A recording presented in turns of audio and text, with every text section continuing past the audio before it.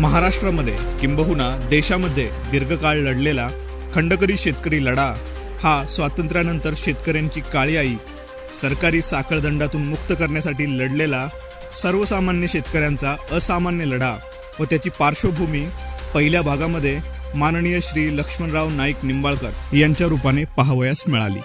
1982 ते 2012 हा 30 वर्षांचा खंडकऱ्यांचा जाज्वल्य व रोमहर्षक संघर्षाचा इतिहास पुन्हा एकदा माननीय श्री लक्ष्मणराव नाईक निंबाळकर यांच्या रूपाने प्रेक्षकांसमोर। 1982 सालचा तो काळ होता।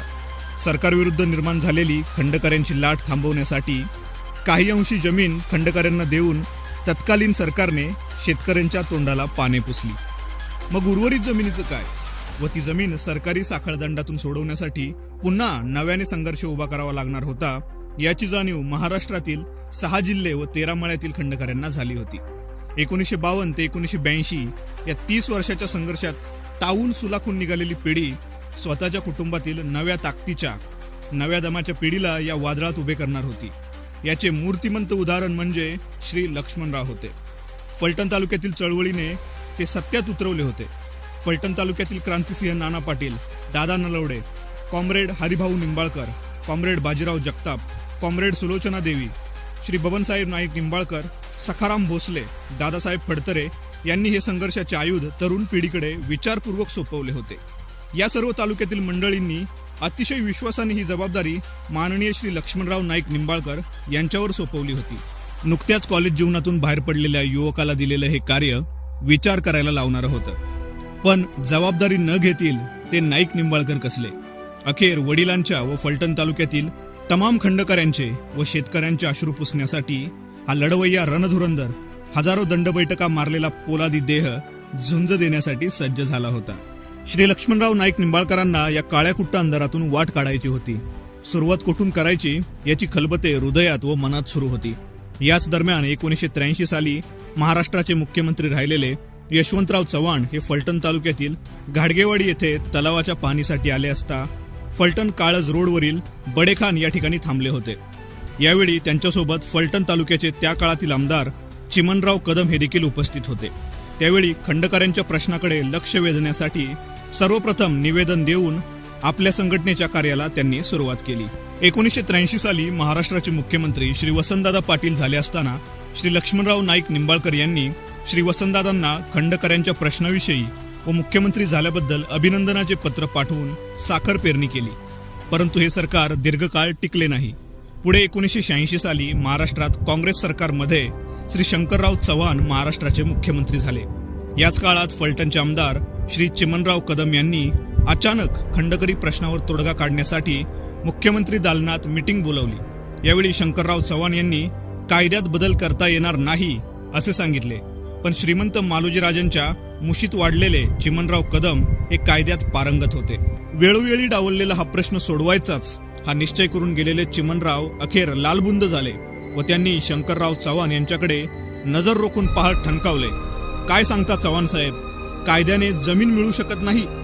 कायद्याने फक्त स्त्रीचा पुरुष आणि पुरुषाची स्त्रीच करता येत नाही, नाहीतर सगळे कायद्याने करता येते। कायदा बदलून टाका व खंडकऱ्यांना न्याय द्या। श्री शंकरराव चव्हाण मुख्यमंत्री असताना घडलेल्या या घटनेने पुढे काहीतरी घडेल अशी आशा खंडकऱ्यांना लागली होती। याच दरम्यान 1987 नंतर महाराष्ट्र शासनाचे खंडकरी प्रतिनिधी म्हणून व शासनाचे निमंत्रित सदस्य म्हणून श्री लक्ष्मणराव नाईक निंबाळकर यांची नेमणूक झाली। सरकारसोबतच्या सर्व वाटाघाटी करून पाहिल्या। पत्र, निवेदने, बैठका व आशा सर्वच फोल ठरत होत्या। काय करावे सुचेना। शेवटी श्री लक्ष्मणराव व त्यांच्या सहकाऱ्यांचा नम्रता व शांतता हा मार्ग संपला होता। सरकारसोबत वाटाघाटी करून मार्ग निघत नव्हता। दिवसामागून दिवस जात होते। शेवटी चळवळीतील सहकाऱ्यांसोबत निर्णय ठरला।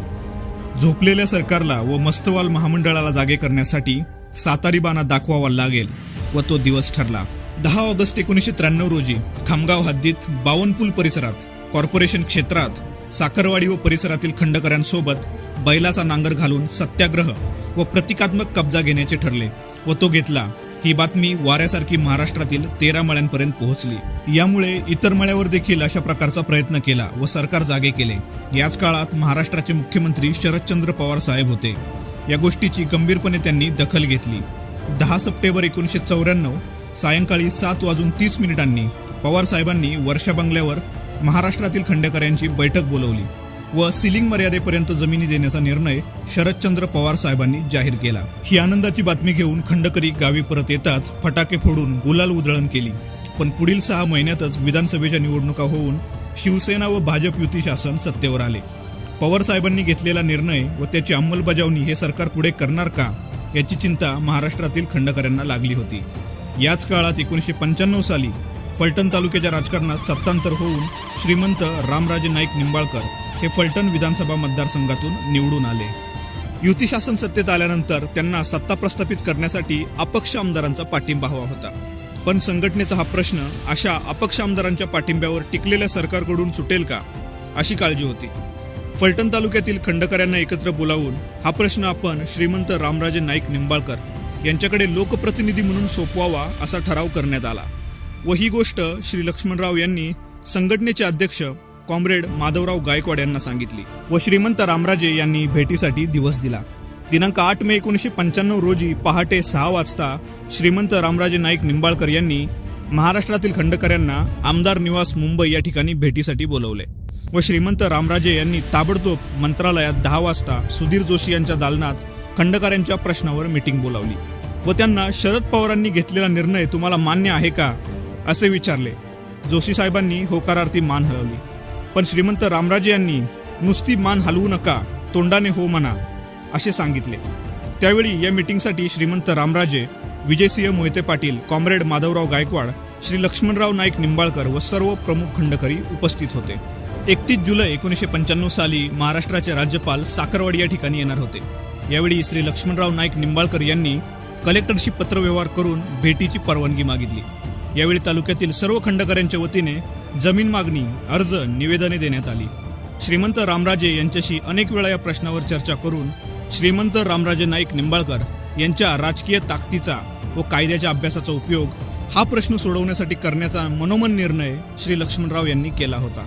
माननीय श्रीमंत रामराजे नाईक निंबाळकर यांना त्यांचे आजोबा श्रीमंत मालोजीराजे व त्यांचे चुलते आमदार श्रीमंत शिवाजीराजे नाईक निंबाळकर यांच्यामुळे या प्रश्नाची जाणीव होती व आपल्याच तालुक्यातील एक घटक फलटण तालुक्याच्या संघटनेचा अध्यक्ष असल्याने हा प्रश्न लवकरात लवकर सोडवण्याचा विडा माननीय श्रीमंत रामराजे नाईक निंबाळकर यांनी उचलला होता. ज्या पद्धतीने फलटण तालुक्यातील खंडकऱ्यांचा हा प्रश्न या भागातील लोकप्रतिनिधींनी मनावर घेतला, तसेच महाराष्ट्रातील इतर मळ्यांवर देखील तिथल्या लोकप्रतिनिधींना हा प्रश्न सोपवण्यासाठी श्री लक्ष्मणराव आग्रही होते.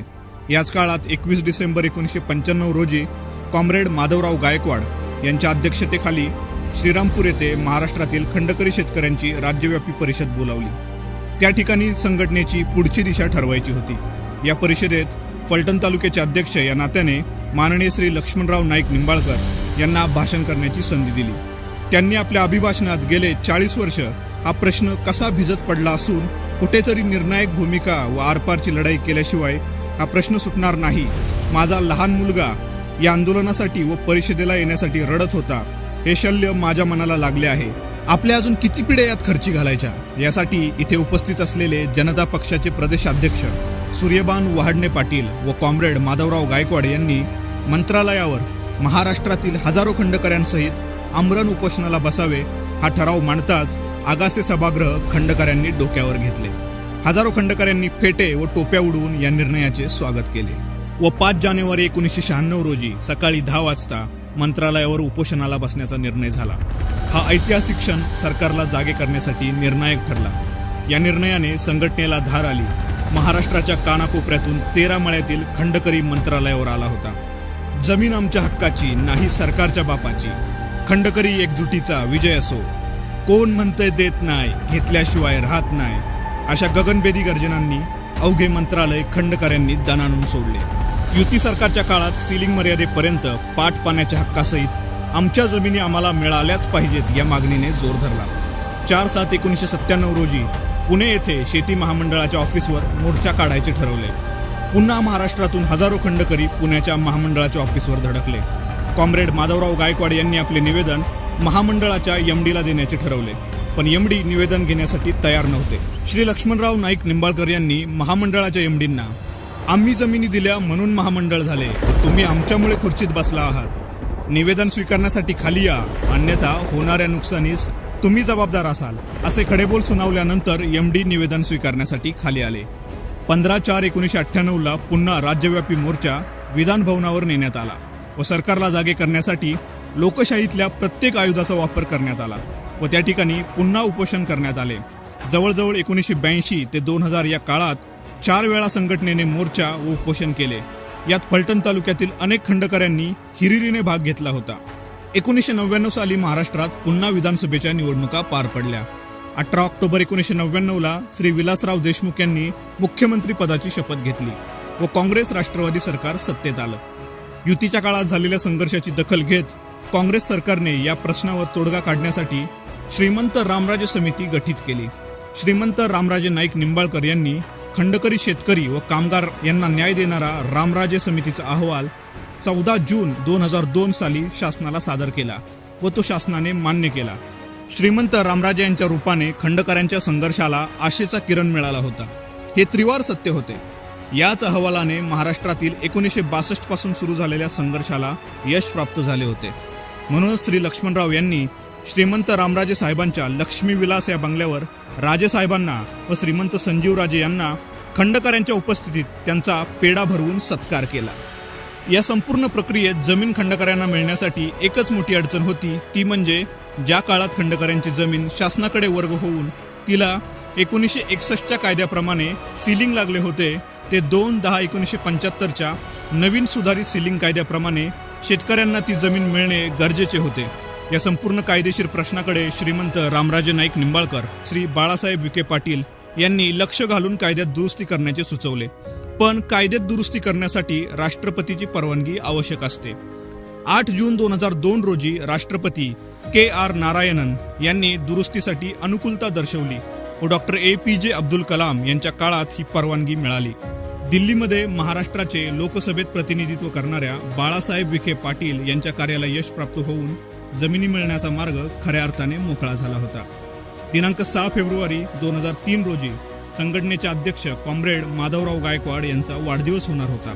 या पार्श्वभूमीवर महाराष्ट्रातील खंडकऱ्यांसाठी आयुष्य खर्ची घातलेल्या 75 वर्षाच्या आपल्या लाडक्या नेत्याच्या साक्षीने हा आनंदाचा क्षण साजरा करताना त्यांच्या वाढदिवसानिमित्त त्यांनी अविश्रांत केलेल्या संघर्षाची भेट श्री बाळासाहेब विखे पाटील यांनी राष्ट्रपती परवानगी आमदार कॉम्रेड माधवराव गायकवाड यांच्या हाती सोपवली होती.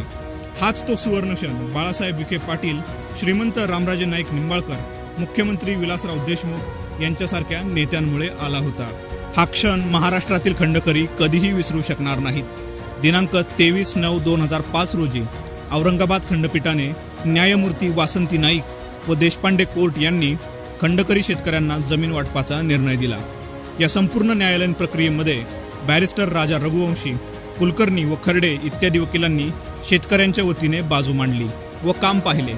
या सर्व न्यायालयीन प्रक्रियेमध्ये फलटणचे भूमिपुत्र व फलटण संस्थानचे राजे श्रीमंत रामराजे नाईक निंबाळकर हे खंबीरपणे महाराष्ट्रातील खंडकऱ्यांच्या मागे उभे होते.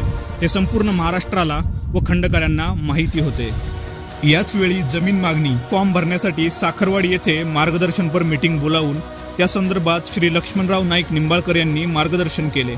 यावेळी श्रीमंत रामराजे नाईक निंबाळकर यांच्या भगिनी श्रीमंत सुभद्राराजे नाईक निंबाळकर व ज्येष्ठ नेते BD पाटील आवर्जून उपस्थित होते. 2005 सालच्या जमीन वाटपाच्या निर्णयामुळे जमीन मागणी अर्ज भरण्यासाठी सुरुवात झाली.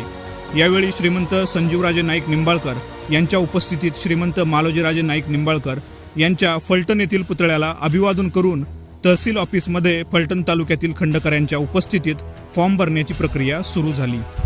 खंडकऱ्यांच्या बाजूने लागलेल्या निकालाच्या विरोधात कामगार नवी दिल्ली येथे सुप्रीम कोर्टात गेले व पुन्हा न्यायालयीन प्रक्रिया सुरू झाली. या संदर्भात श्री लक्ष्मणराव नाईक निंबाळकर यांनी 20/10/2008 रोजी श्री शरद पवार साहेबांची श्रीमंत रामराजे नाईक निंबाळकर यांच्या मार्गदर्शनाखाली मीटिंग आयोजित करून न्यायालयीन प्रक्रियेसाठी पुन्हा लढाई सुरू केली. या प्रश्नासंदर्भात 18 मार्च 2009 साली श्री शरदचंद्र पवार साहेबांना निवेदन श्री लक्ष्मणराव नाईक निंबाळकर यांनी दिले. दिनांक 23/9/2005 रोजी जमिनी देण्याच्या शासनाच्या निर्णयाला कामगारांनी पुन्हा सुप्रीम कोर्टात आव्हान दिले व जमीन वाटपास पुन्हा स्थगिती मिळाली. दिनांक 24 जुलै 2009 रोजी खंडकऱ्यांनी जमीन ताब्यात घेण्यासाठी पुन्हा साखरवाडी येथील होळ सर्कल या ठिकाणी कब्जा आंदोलन केले व शेतात बैलाचा नांगर घालून प्रतिकात्मक जमिनीचा ताबा घेतला व त्या ठिकाणी खंडकऱ्यांच्या वतीने 15 ऑगस्ट 2009 रोजी जमिनी प्रत्यक्ष न दिल्यास पुन्हा आंदोलनाचा इशारा दिला व 2011 साली सुप्रीम कोर्टात पुन्हा खंडकरी शेतकऱ्यांच्या बाजूने निकाल लागला। या न्यायालयीन प्रक्रियेमध्ये ॲडव्होकेट नरिमन शासनाच्या बाजूने तर श्री देसाई, श्री खर्डे व श्री जाधव वकिलांनी शेतकऱ्यांची बाजू मांडली व खंडकऱ्यांचा ऐतिहासिक विजय झाला। 1982 ते 2012 या 30 वर्षांमध्ये महाराष्ट्रातील खंडकरी अविश्रांतपणे या प्रश्नासाठी झटला होता। या प्रश्नासाठी फलटण तालुक्याच्या कॉम्रेड माधवराव गायकवाड, माननीय आमदार श्रीमंत रामराजे नाईक निंबाळकर व श्री लक्ष्मणराव नाईक निंबाळकर या भूमिपुत्रांनी अक्षरशः जीवाचे रान केले, म्हणून ही काळी आई खंडकऱ्यांच्या हातात दिसत आहे। अखेर तो सोनियाचा दिवस उजाडला होता।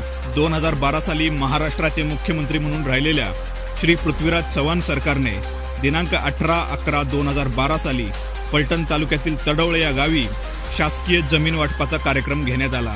या कार्यक्रमासाठी स्वतः मुख्यमंत्री पृथ्वीराज चव्हाण, बाळासाहेब थोरात, श्रीमंत रामराजे नाईक निंबाळकर, श्री लक्ष्मणराव नाईक निंबाळकर व फलटण तालुक्यातील हजारो खंडकरी मोठ्या प्रमाणावर उपस्थित होते। शासनाने हा कार्यक्रम जाहीर केल्यानंतर शासनाच्या स्वागतासाठी खंडकरी संघटनेच्या वतीने माननीय श्रीमंत संजीवराजे नाईक निंबाळकर यांनी फलटण ते काळज व काळज ते तडवळे स्वागताचे कटआउट व बॅनर उभे करून तालुक्यातून येणाऱ्या खंडकऱ्यांसाठी केलेली तयारी व तो प्रसंग कधीही विसरता येणार नाही। फलटण तालुक्यातील हजारो खंडकऱ्यांच्या उपस्थितीत जमीन वाटपाचा सोहळा आनंदाने पार पडला। या कार्यक्रमामध्ये सर्व मान्यवरांनी या लढ्याचे कौतुक करून जमिनीचे महत्त्व समजावून दिले व शेतकऱ्यांना भावी आयुष्याला व दीपावलीच्या सणानिमित्त शुभेच्छा व्यक्त केल्या। 30 वर्षानंतरच्या संघर्षानंतर दिवाळी गोड केली। 2012 नंतर महाराष्ट्रात प्रत्यक्ष जमिनीचे खऱ्या अर्थाने प्रशासकीय स्तरावर वाटप करण्यात आले। कॉम्रेड माधवराव गायकवाड यांनी शासनाच्या जमीन वाटप कमिटीमध्ये उभे तारुण्य खर्ची घातलेल्या श्री लक्ष्मणराव नाईक निंबाळकर यांना वाटप कमिटीवर नियुक्त केले। यानंतर श्री लक्ष्मणराव नाईक निंबाळकर यांनी शेती महामंडळ ऑफिस, फलटण तहसील, प्रांत, कलेक्टर, भूमी अभिलेख कार्यालय, तलाठी मंडल या सर्व अधिकारी वर्गाला वेळोवेळी मार्गदर्शन केले व प्रत्येक सर्वे नंबरवर फिरून रस्ता व पाठ पाण्याच्या दृष्टीने योग्य व उत्तम प्रतवारी असलेल्या जमिनीचे वाटप करण्याचे सुचवले व उत्तम पद्धतीने सहकार्य करून जमीन वाटपाच्या प्रक्रियेत मोलाची मदत सरकारला केली। यामुळे प्रशासनाबरोबरच खंडकरी वर्गामध्ये आनंदाचे वातावरण निर्माण झाले। इतक्या वर्षाच्या संघर्षात काही जुन्या पिढीतील खंडकरी हा सुवर्णक्षण पाहण्यासाठी हयातीत नव्हते, पण त्या कुटुंबातील नव्या पिढीला त्यांच्या जमिनी पाठ पाण्याच्या हक्कासह देताना आज देखील या तालुक्यातील सर्व तात्यांच्या सहकार्यांचा कंठ दाटून येतो। 1983 साली संघटनेला दिलेला विश्वास पूर्ण करताना सबंध आयुष्य खर्ची घातलेल्या श्री लक्ष्मणराव नाईक निंबाळकर यांचे सर्व हयातीत असलेले व नसलेले खंडकरी तसेच माननीय श्रीमंत रामराजे नाईक निंबाळकर, श्रीमंत संजीवराजे, श्रीमंत रघुनाथराजे या सर्वांना फलटण तालुका खंडकरी संघटनेच्या वतीने सादर नमस्कार। माझ्या आजी रमाबाई यशवंतराव नाईक निंबाळकर ह्या मूळ खंडकरी होत्या। आजीने ती जमीन कारखान्याला दिलेली होती आणि कारखान्याला जमीन दिलेल्या असल्यामुळं कारखान्याचा खंड येत होता आणि त्या खंडावर आमच्या कुटुंबाची उपजीविका चालत होती। अशाच वेळी आमच्या कुटुंबाची जबाबदारी आमच्या वडिलांच्यावर आली आणि वडिलांच्या जबाबदारी आल्यानंतर या भागात खंडकऱ्याचं जमिनी परत मिळवण्याचा वार सुरू झालं आणि अशा परिस्थितीमध्ये मी लहान असताना वडील या चळवळीमध्ये वडिलांनी वाहून घेतलं होतं। 1962 साली जेव्हा सर्वांनी मिळून खंडाचा लढा उभा केला त्यात माझ्या वडिलांचा सहभाग होता आणि हे सगळ्या गोष्टीचं बाळकडू मला लहानपणापासूनच ऐकायला आणि पाहायला मिळालेलं होतं। कुटुंबात असंच हे चळवळीचं वातावरण असताना माझं शालेय शिक्षण साखरवाडी येथील प्राथमिक शाळेमध्ये झालं आणि माध्यमिक शिक्षण सरदार वल्लभभाई हायस्कूल साखरवाडी या ठिकाणी झालं। पण शालेय शिक्षणापासूनच असताना मला खेळाची, व्यायामाची आणि वक्तृत्वाची आवड होती। अशात ह्यात मी 11वी पास झाल्यानंतर कॉलेजसाठी मधोजी महाविद्यालयाला गेलो। मधोजी महाविद्यालयाला सुद्धा कॉलेजमध्ये माझ्या खेळाला प्रोत्साहन मिळालं आणि त्या प्रोत्साहनाचा फायदा घेऊन मी कबड्डी, कुस्ती, वेटलिफ्टिंग ह्या स्पर्धेमध्ये महाविद्यालयाच्या मध्ये तर नाव माझं मिळालंच, पण विद्यापीठ पातळीवर माझा पहिला दुसरा क्रमांक येत होता। त्याचा कॉलेजच्या सर्व प्राचार्यांना, विद्यार्थ्यांना माझा व्यक्तिशः अभिमान वाटत होता आणि शालेय शिक्षण BAचं पूर्ण झाल्यानंतर मी BEd शिक्षणासाठी कोल्हापूर येथे गेलो आणि BEd होऊन चांगल्या मार्काने पास होऊन मी BEdचं शिक्षण पूर्ण केलं. मी BAची परीक्षा पास झाल्यानंतर खरं म्हटलं तर मला PSI व्हायची आवड होती आणि मी PSIची परीक्षा पास झालो होतो. प्रथम परीक्षा पास झाल्यानंतर खरं म्हटलं तर मला शिवाजीराजांनी, प्राचार्य शिवाजीराव भोसलेंनी मला पुढे जाण्यासाठी प्रोत्साहन दिलं होतं. पण आमच्या वडिलांना असं वाटायचं की ह्या क्षेत्रापेक्षा मुलांनी दुसरं क्षेत्र निवडावं, म्हणून त्यांनी मला PSI इकडं जायला थोडं दुर्लक्ष केलं आणि वडिलांच्या इच्छेला मान देऊन मी ते क्षेत्र बदलण्याचं ठरवलं. BA झाल्यानंतर BEd केल्यानंतर शिवाजीराजांनी मला सरदार वल्लभ हायस्कूल शाळेमध्ये नोकरी दिली आणि नोकरी करत असताना मी 2010-82ला सर्व्हिसला लागलो आणि 2010-2014पर्यंत मी त्या शाळेत शिक्षक म्हणून काम केलं. आणि शिक्षक म्हणून काम करत असताना माझा एकच स्वभाव होता की जे करायचं ते प्रामाणिकपणे करायचं. त्यामुळे मी मनापासून विद्यार्थ्यांना शिकवण्याचं काम केलं. अनेक अज्ञान विद्यार्थी सुज्ञान करून जगाच्या पाठीवर पाठवण्याचं काम मी हिरिरीने केलं आणि त्या सर्व गोष्टीचा मला अभिमान वाटत होता. आणि हे सर्व करत असताना जे माझे सहकारी होते, हे सहकाऱ्यांशी सुद्धा माझे संबंध अतिशय चांगले होते, प्रेमाचे होते. त्यांना बरोबर घेऊन आपल्या शाळेचा विकास कसा साधायचा हे एकच माझ्या मनामध्ये असायचं. त्यामुळं शाळेचा नावलौकिक वाढवण्यासाठी मी माझ्या सहकार्याने हिरिरीने भाग घ्यायचो आणि शाळेचं नाव फार मोठं करण्यात आम्हाला यश आलं. आणि त्याचं सर्व श्रेय आमच्या श्रीमंत शिवाजीराजांना काय तर आमच्या संस्थेचे जे सेक्रेटरी होते आणि ते अतिशय शिस्तप्रिय होते आणि त्याच्या शिस्तीच्या मार्गदर्शनाखाली मी, माझ्या सर्व सहकारी शिक्षकांनी, माझे सर्व मुख्याध्यापक होते, आम्ही अनेक मुख्याध्यापक माझ्या काळात होऊन गेले.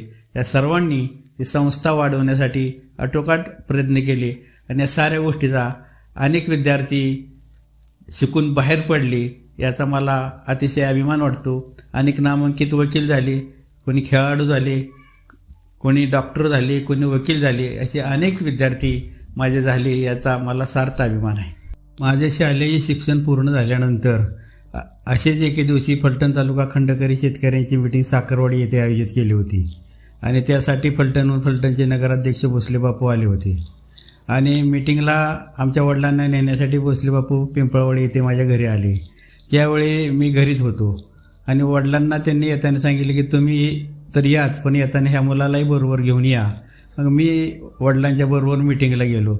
मीटिंगला गेल्यानंतर सर्व खंडकरी तिथं उपस्थित होते.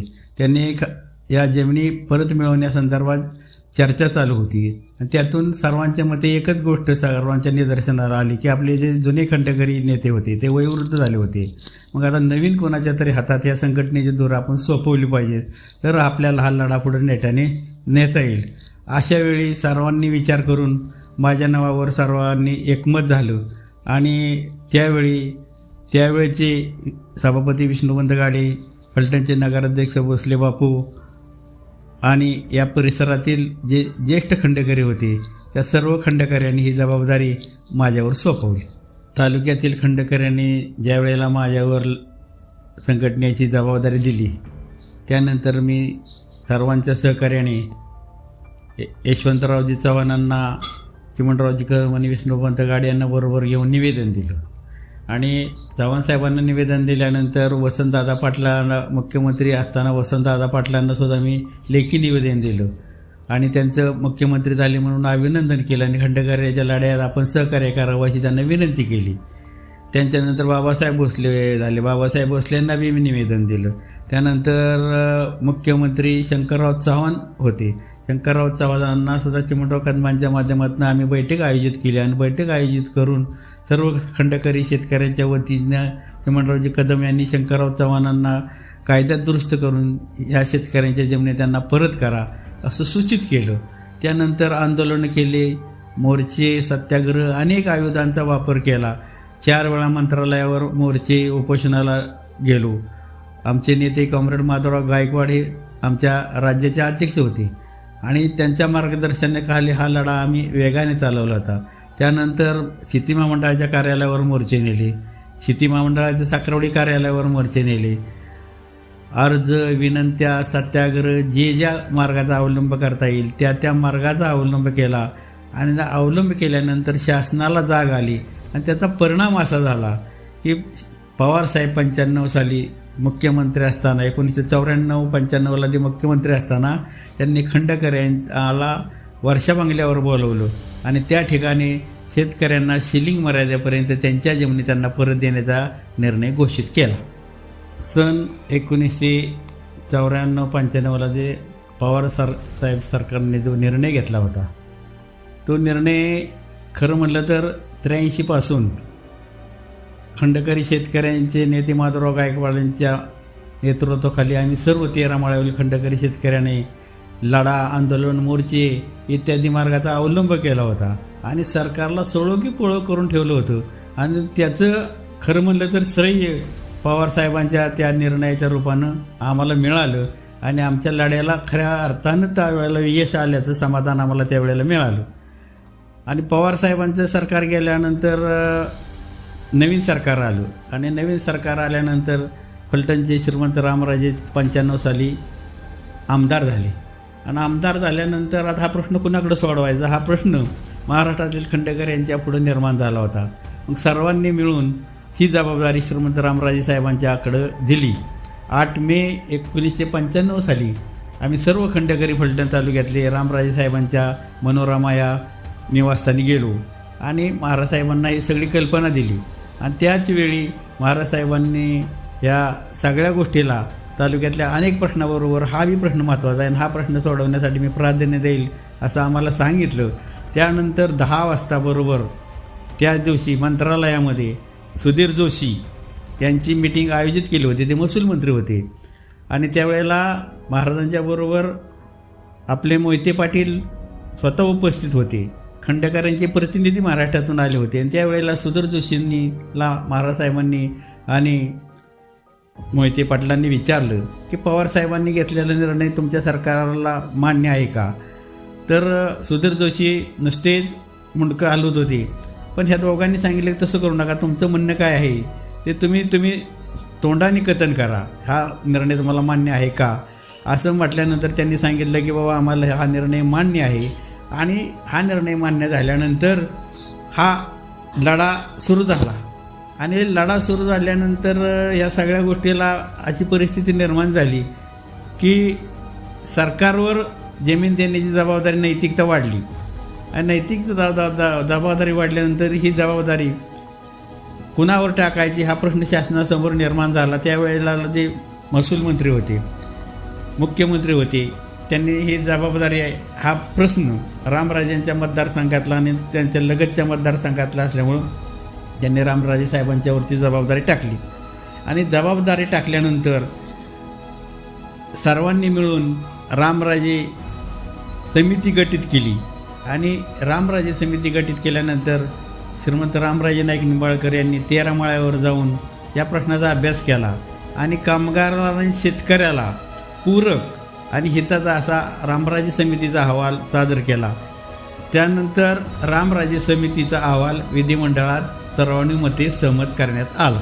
1999 नंतर महाराष्ट्राचे मुख्यमंत्री विलासराव देशमुख झाले आणि विलासराव देशमुखांच्या मंत्रिमंडळात स्वतः रामराजे साहेब असल्यामुळं या लढ्याची संपूर्ण कल्पना किंवा लढ्याची माहिती आणि असल्यामुळं या सर्व जबाबदारी त्यांनी पुन्हा रामराजांच्यावर सोपवली आणि रामराजांच्या माध्यमातून त्यांनी शिलिंगच्या कायद्यात दुरुस्त करणं अपेक्षित होतं शेतकऱ्यांना जमिनी देण्यासाठी. तर त्या दुरुस्तीसाठी राष्ट्रपतीची परवानगी अपेक्षित होती आणि राष्ट्रपतीची अपेक्षित असल्यामुळे ती परवानगीची जबाबदारी त्यांनी संपूर्ण जबाबदारी रामराजे नाईक निंबाळकर यांच्यावर टाकली आणि ही जबाबदारी पार पडत असताना त्यांना अनेक वेळा चर्चा कराव्या लागल्या, अनेक वेळा त्यांना केंद्रातील मंत्र्यांशी चर्चा कराव्या लागल्या, अनेक वेळा त्यांच्या जोडीला आपले केंद्रात असणारे बाळासाहेब विखे पाटील होते. बाळासाहेब विखे पाटील आणि रामराजांच्या आणि माधवराव गायकवाड यांच्या सर्वांच्या सहकार्याने राष्ट्रपतींनी शिलिंगच्या कायद्यात दुरुस्त करून शेतकऱ्यांना जमिनी देता येणं शक्य आहे असं सांगितलं. राष्ट्रपती परवानगी मिळाल्यानंतर आम्ही सर्व शेतकरी आनंदात होतो. आता आपल्या जमिनी आपल्याला लवकरच मिळणार हे आशेचा किरण आमच्यासमोर दिसत असताना अशा वेळेला कामगार हायकोर्टात गेले आणि हायकोर्ट गेल्यानंतर त्यांनी जमिनी वाटपाला स्थगिती मिळवली आणि स्थगिती मिळवल्यानंतर पुन्हा शेतकरी हायकोर्टात गेले आणि हायकोर्टात जाण्यासाठी शासन, शेतकरी आणि कामगार असे सर्व हायकोर्टात गेले. पण हायकोर्टात जाताना ती जी जबाबदारी होती ती शासनाच्या वतीनं वकील नेमणं इत्यादी बाबी होत्या.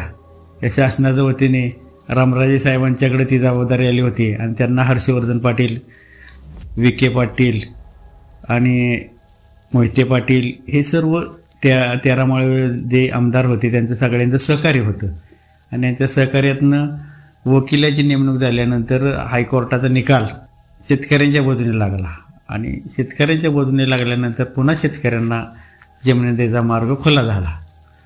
पण कामगार त्याच्यावर थांबले नाही तर कामगार सुप्रीम कोर्टात गेले.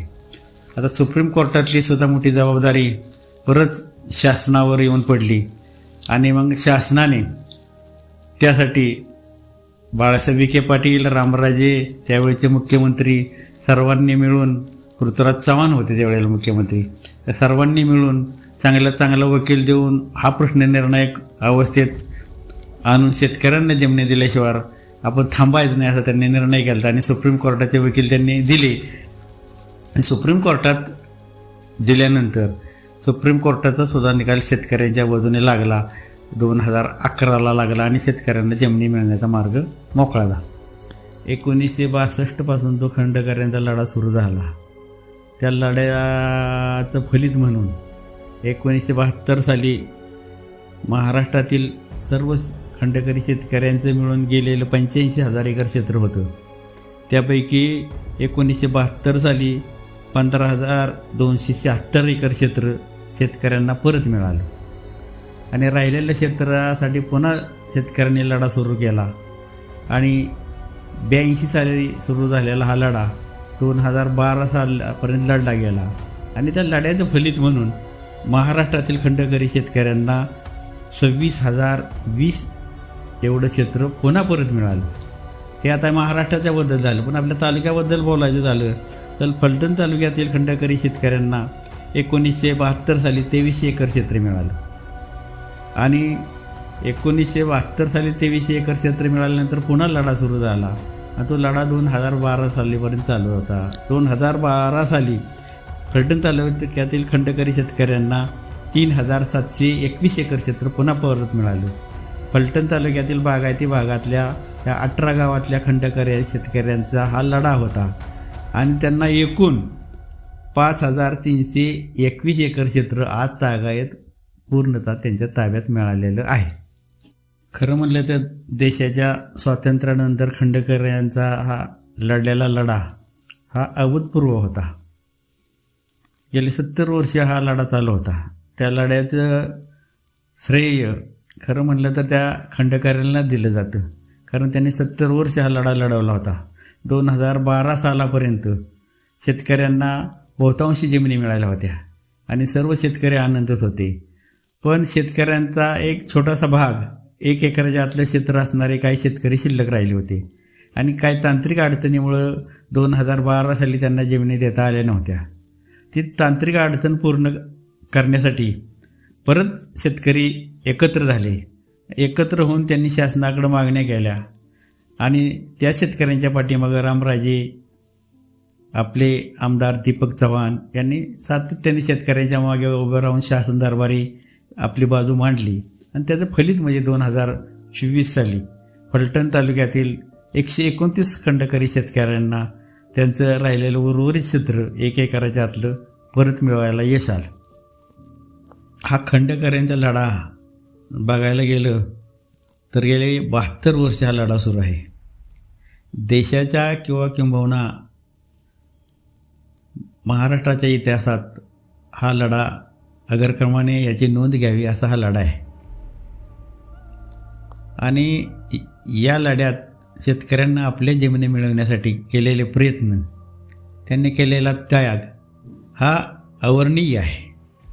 खरं पाहिलं तर या लढ्याला न्याय देण्यासाठी आजपर्यंत महाराष्ट्रातले जे मुख्यमंत्री झाले, महाराष्ट्रातले जे महसूल मंत्री झाले, महसूल राज्यमंत्री झाले, या सर्वांचा या लढ्याला न्याय देण्याबाबत सिंहाचा वाटा आहे.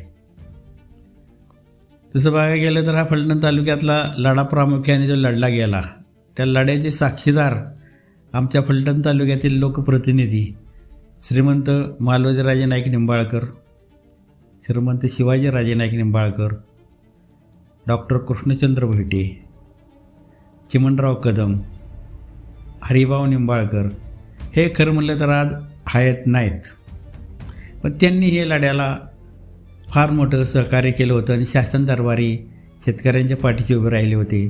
त्यांना मी मनपूर्वक अभिवादन करतो.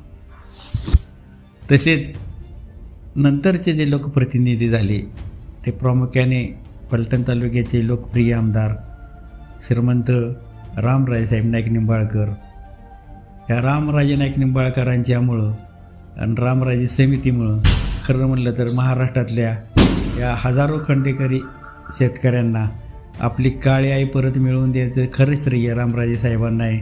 रामराजे साहेबांच्या समितीमुळं महाराष्ट्रातील 13 मळ्यावरील हजारो खंडकऱ्यांना 48,000 एकर जमीन परत मिळाली.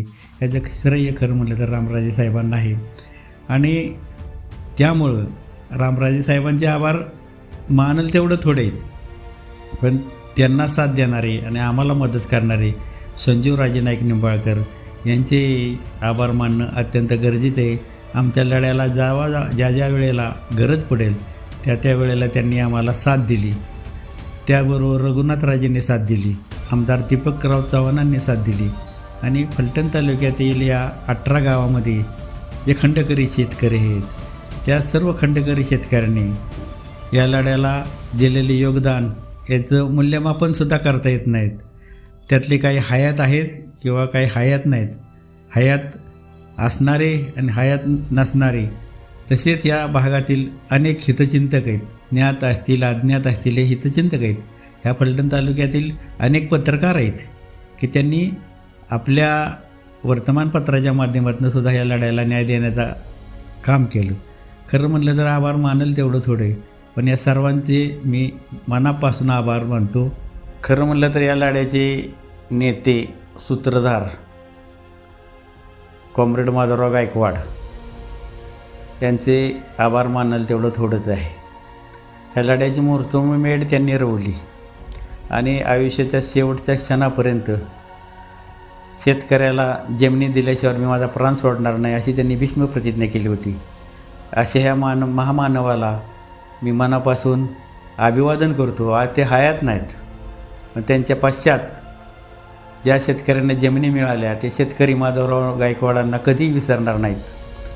त्यांच्याच बरोबर त्यांच्या जोडीला मनापासून त्यांना साथ देणारे कॉम्रेड अण्णा पाटील थोरात, गंगाधर पाटील चौधरी, निलेश विश्वनाथ बाविस्कर, ॲडव्होकेट साधना माधवराव गायकवाड, ॲडव्होकेट भाऊसाहेब काजळे, बाळासाहेब जपे पाटील, बाळासाहेब भाऊसो थोरात, रावसाहेब काकडे, बाळासाहेब डोंबाळे पाटील, मच्छिंद्र टेके पाटील, त्र्यंबकराव कुरे, रतन फुलपागारे, चांगदेव वाणी, प्रकाश नामदेव थोरात, मिसाळसाहेब, संजय सीताराम गवारे, भाऊसो कोदलकर, गुलाब बारकू निकम आणि विजय सिंह भोसले इत्यादी जे सर्व सहकारी आहेत त्या सर्व सहकाऱ्यांना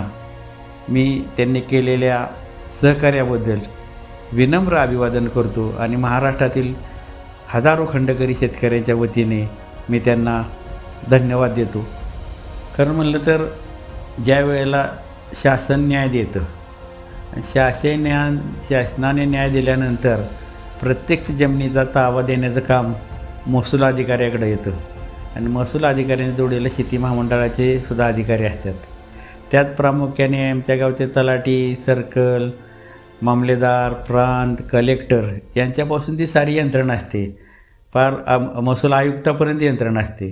खरं तर या सर्वांनी आणि शेती महामंडळाचे एम.डी असतील, त्यांचे शेती महामंडळाचे इथले मॅनेजर असतील, त्यांचे सहकारी असतील, या सर्वांचं खरं म्हटलं तर गेले अनेक वर्ष मोलाचं सहकार्य लाभलं.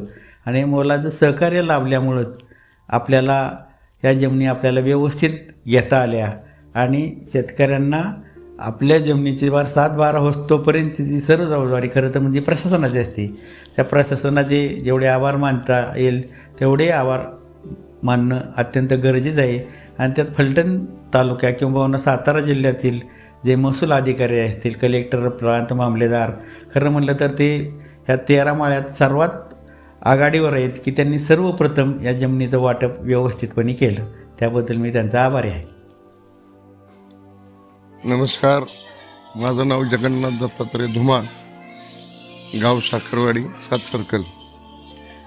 मी खंडकरी शेतकरी संघटना यात बरेच वर्ष काम केलेलं आहे. गेले 86 सालापासून जवळजवळ 86-87 साली लक्ष्मण नाईक निंबाळकर आणि आम्ही संघ काम केलेलं आहे. पहिल्यांदा मुंबईला आझाद मैदानावर मोर्चा होता, त्या मोर्चात मी गेलो. तेव्हापासून ह्या कामाला सुरुवात झाली आमची. त्याच्यानंतर पुढचा काळ बराच असा संघर्षात गेला. माधुराव गायकवाड आमची संघटनेचे अध्यक्ष, त्यांच्या माध्यमातून बरेच लढे झाले. आणि जमीन मागणीची सुरुवात आम्ही त्यांच्यापासून केली. अगोदर खंडवाडीचा लढा झाला, पण त्या आमच्यानंतर जमीन मागणीची सुरुवात झाली.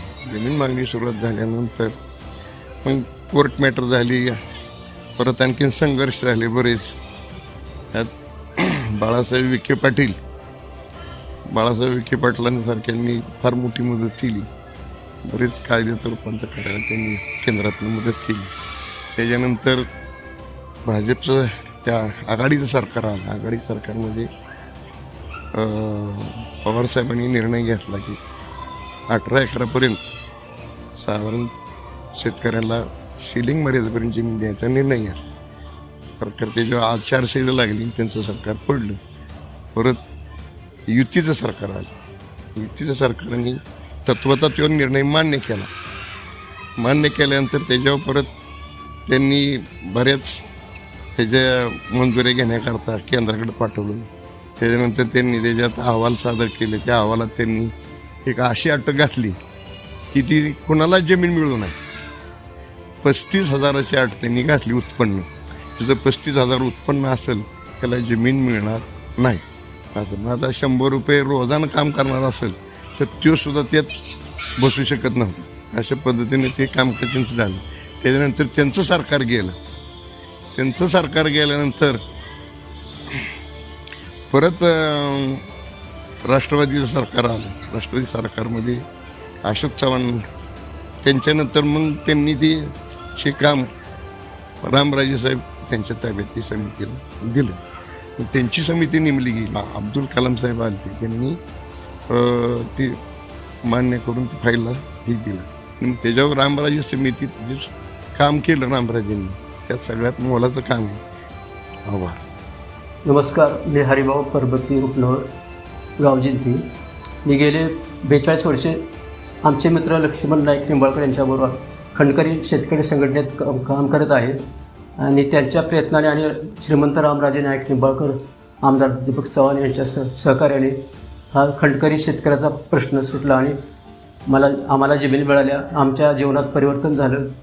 ह्याच्याबद्दल श्रीमंत रामराजे नाईक निंबाळकर, आमदार दीपक चव्हाण, लक्ष्मण तात्या नाईक निंबाळकर यांचे मी आभार मानतो. धन्यवाद. नमस्कार, शिवाजी धोंडीबा लोखंडे, साखरवाडी. आमचे वडील ह्या चळवळीत बरेच दिवस काम करत आहेत, खंडकरी शेतकरीच्यात. आणि रामराजेंनी यांनी पण बरेच 100 वर्षाची जमीन गेलेली परत मिळवून दिल्याबद्दल त्यांचे मनापासून आभार.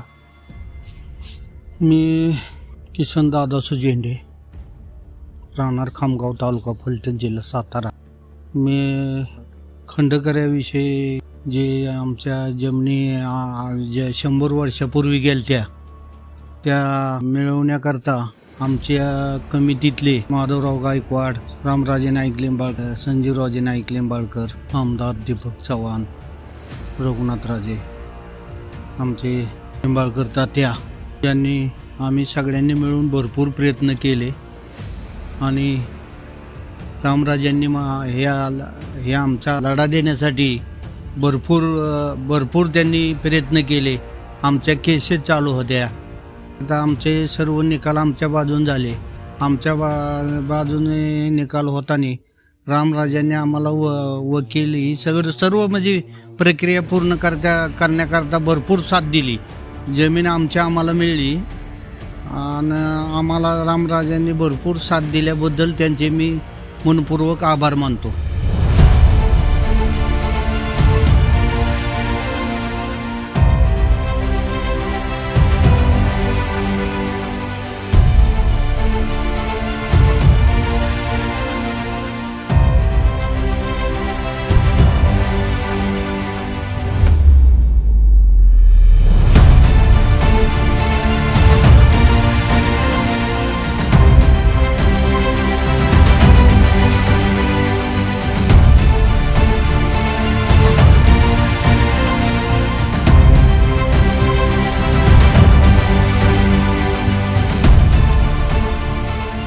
नमस्ते.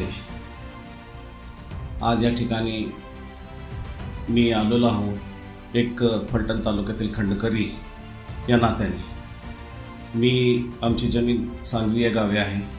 मी सादिक मेहमूदभाई पठाण बोलतोय की आज खंडकरी शेतकऱ्यांचा जो प्रश्न होता एक तो 40-50 वर्ष चालला होता, त्या प्रश्नाला मूर्त स्वरूप आज लागलेला आहे.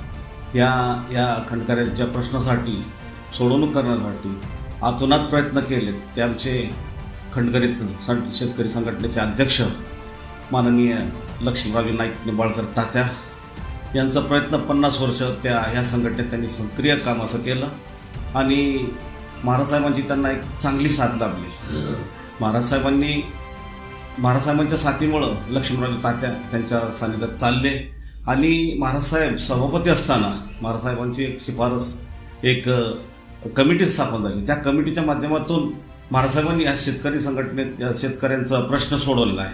त्याच्यासाठी वेळोवेळी असेंब्लीमध्ये आमचे लोकप्रिय आमदार दीपकरावजी चव्हाण साहेब यांनी असेंब्लीमध्ये ह्या खंडकरी शेतकऱ्यांसाठी प्रश्न उचलून धरलेला आहे आणि सर्वांचं कष्ट जास्त करून या कष्टात आमचे अध्यक्ष खंडकरी शेतकऱ्यांचे अध्यक्ष फलटण तालुका लक्ष्मणराव नाईक निंबाळकर तात्या यांच्या जीवनात हे एक स्पेशाली सर असताना एक गुरुजी असताना त्यांनी ह्या संघटनेला मूर्त असं स्वरूप दिलं आणि आमच्यासारख्या छोट्या शेतकऱ्यांना बरोबर घेऊन या कार्यक्रमाला या शेतकऱ्यांच्या प्रश्नाला मूर्त असं स्वरूप दिला आणि आमच्या पूर्वजांच्या ज्या जमिनी राहिल्या होत्या खंडाने ज्या आम्ही दिल्या होत्या कॉर्पोरेशनला त्या आज तक सगळ्या जमिनी आम्हाला आज परत मिळाल्या आणि त्या परत मिळवण्यात जास्त करून महाराजसाहेब रामराजे नाईक निंबाळकर साहेब सभापती माजी विधान परिषद मुंबई महाराष्ट्र आणि आमचे आमदार साहेब दीपकरावजी चव्हाण साहेब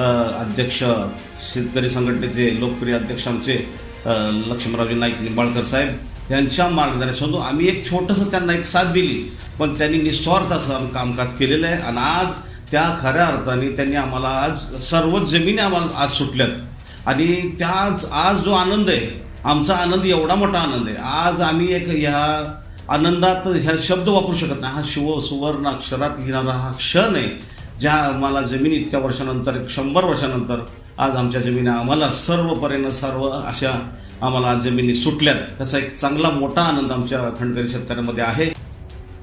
महादेव आमनेसगड मुक्काम पोस्ट तालुका फलटण जिल्हा सातारा. मी व आमचे वडील गेली 40 वर्ष लक्ष्मणराव नाईक निंबाळकर यांच्याबरोबर खंडकऱ्याच्या लढ्यात काम करीत आहोत. तरी गेल्या 40 वर्षापासून काम करीत असून आमच्या जमिनीस लक्ष्मणराव नाईक निंबाळकर यांच्या प्रयत्नामुळे विधान परिषदेचे सभापती रामराजे नाईक निंबाळकर, आमदार दीपक चव्हाण, संजीवराजे नाईक निंबाळकर यांच्या प्रयत्नामुळे आज यश आलेले आहे आणि त्यांच्यामुळे आमच्या जमिनी सुटलेल्या आहेत. तरी त्यांचे शेतशः आम्ही ऋणी आहोत. नमस्कार. खंडकरी जमिनीबाबत आजपर्यंत आम्ही इतका मोठा लढा दिला. लक्ष्मण तात्याच्या नेतृत्वाखाली ताते आपले नाईक निंबाळकर यांच्यातर्फे आम्ही सगळे खंडकरी जमीनवाले तात्यांचे आणि आमदार साहेब रामराजे नाईक निंबाळकर, संजीवबाबा नाईक निंबाळकर यांचे सर्वांचे आभार मानतो. त्यांनी आम्हाला सुखाचे दिवस आज 100 वर्षानंतर दिलेले आहेत. त्यांचे आभार आहे. नमस्कार, माझे नाव केशव खंडेराव रणवरे, माजी सैनिक, जिंती तालुका फलटण, जिल्हा सातारा. लक्ष्मण तात्याच्या संघ राहून गेले 35 वर्षात मी आमची राहिलेली जमीन सुटली आम्हाला. त्याबद्दल रामराजे दीपक चव्हाण साहेबांच्या सहकार्याने आम्हाला जमीन मिळाली. त्याबद्दल सर्वांचं आभार मानतो, धन्यवाद समजतो. जय हिंद.